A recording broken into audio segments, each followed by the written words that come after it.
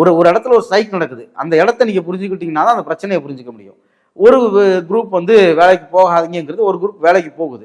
இவங்க வேலைக்கு போகிறதுனால நிர்வாகம் இவங்களோட எந்த பேச்சுவார்த்தையும் நடத்துறதுக்கு வர மாட்டேங்குது.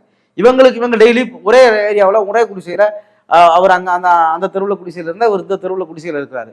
தினந்தோறும் சந்திச்சுக்கிட்டா ஒரு சண்டை வரும்ல, அந்த சண்டை தான் நீ போற, நீ அவனுக்கு போற, உன்னை வச்சுட்டு அவன் எங்களை பழி வாங்குறான். ஆமா, இந்த ஆபீஸ் பாலிடிக்ஸ் மாதிரி இது வந்து ஒரே ஏரியாவில் குடியிருப்புல இருக்காங்க, இங்க சண்டை நடக்குது, இந்த இடத்துல தாக்குதல்கள் நடக்குது. அப்ப அரசாங்க நீதி கட்சி வந்து தலித்களுக்கு ஆதரவா, இந்த ஆதி திராவிடர்கள் வேலைக்கு போன தொழிலாளர்கள் இருக்காங்களே அவங்களுக்கு ஆதரவா, அவங்களுக்கு மீட்டுருவாக்கம் பண்றதுக்காக அவங்களை அங்கிருந்து வியாசர்பாடியில ஒரு முகாம் அமைச்சு அங்க மாத்தி பாதுகாக்கிறாங்க. அவங்களுக்கு சிகிச்சைகள் கொடுக்கப்படுது.